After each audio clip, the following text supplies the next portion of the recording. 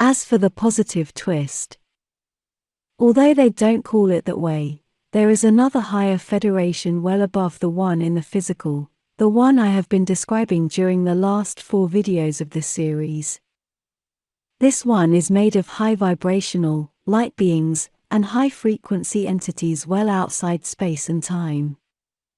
It is a conglomerate of all our higher selves, of all our most expanded versions, or of our spirit guides.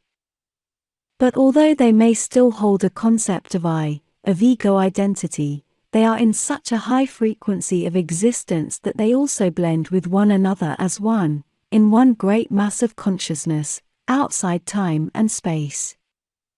And ultimately it is from there where life's experiences and incarnations are developed. I'm quite sure many people who have criticized my predecessors think they were bashing this higher group, but they were not, and I'm certainly not doing so myself. They were talking about the physical federation, the one directly in space above, made of beings who get together in round tables and need chairs to sit on. This higher federation can only be made of positive loving beings, because their frequency and vibration makes them be a match to that group, but as they are so close to source as light beings, they don't need chairs and they don't hold councils, and they don't need to go anywhere to meet with each other. They just are, they just mentalize everything, and they communicate with full telepathy with one another as the identity separation between them is slim, because they know each other to be more of themselves, as they operate in oneness without having to give up their identity, although most of them do, because they no longer have any need to be attached to it as the limitation of self no longer serves them. Such beings are outside time and space, so the very concept of here and there no longer applies to them. So they no longer have the need to use starships and space suits, but they may appear to be like in one, only to be able to reach people, to be able to match the limited understanding of the people they need to interact with. That's why many light beings may need to appear as if they were some kind of religious figure, because that is the only way to be noticed and heard by the group they will visit, although more often it will be that group of people who will pin all the religious context on them. But by far, most of the time they will only work through other people in lower realms of existence, the ones who match their frequency best, but only in a mental manner, channeling, and whispering ideas in their ears, better said, implanting concepts directly into their minds. So this leads me to think that on Earth the New Age concept of Galactic Federation is some kind of idealized mixture between this higher group of light beings, and the physical, nuts and bolts, skin and bone, Galactic Federation, made of people, human-looking or not, and with all their qualities and defects. As I explained in my video, same events different meanings from the astral and from the physical side, the same applies here with both aspects of the Galactic Federation. While on Earth in the physical, events may be interpreted as negative, while above those same events are seen from a much more expanded point of view, and no longer seen as negative, and are seen as great opportunities to gain experience. What may be seen as a disgrace for someone, may in fact be the cause of the same person's greatest achievement, and highest bliss, but that person simply cannot see it yet, or cannot understand it correctly during that stage of his or her life, or while in the physical. Although the nuts and bolts level of the Federation is still well in the material world, basically being the same realm as the one on Earth, they do hold a much more expanded point of view and understanding of everything that is going on there on Earth. So, in a lesser degree perhaps, they too are experiencing the same expansion of consciousness that causes souls to give a different interpretation to an event that on the physical side is seen only as negative.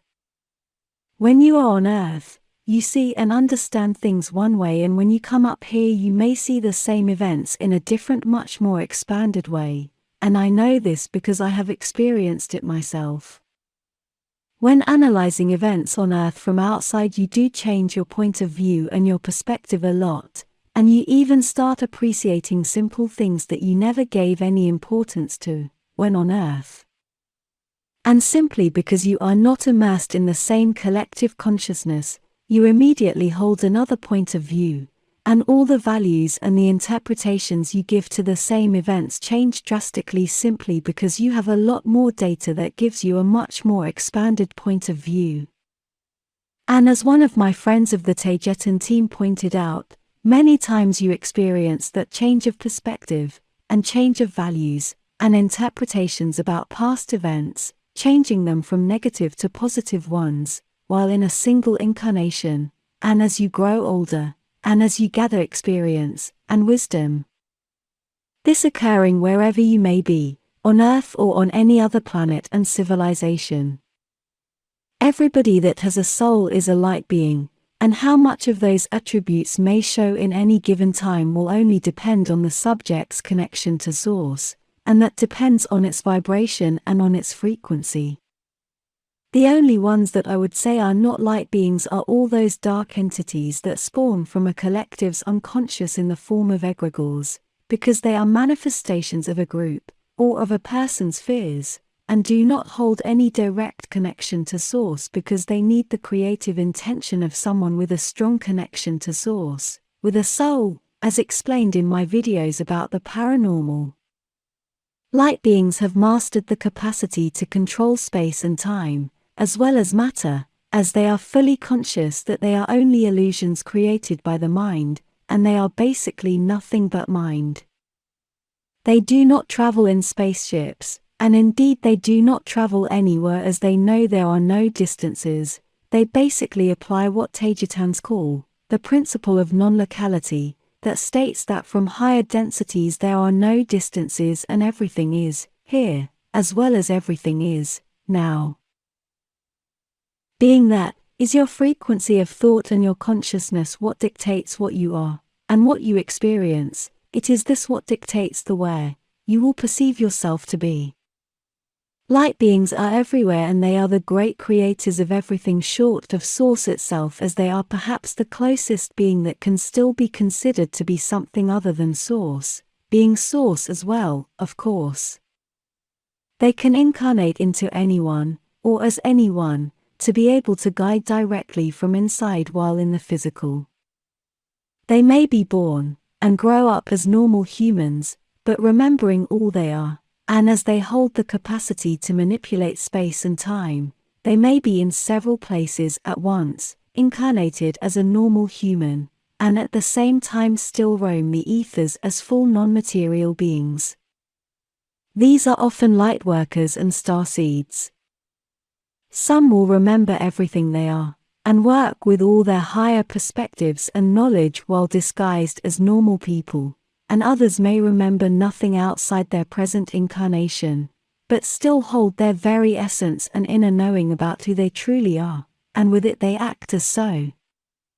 They need to appear in the physical so people can relate to them as someone, with a name, so those younger souls can relate, and be guided by them. They know their life purpose, and it is to help others, because they know that those others are just other aspects of themselves, and as all sentient creatures want, they too want more expansion.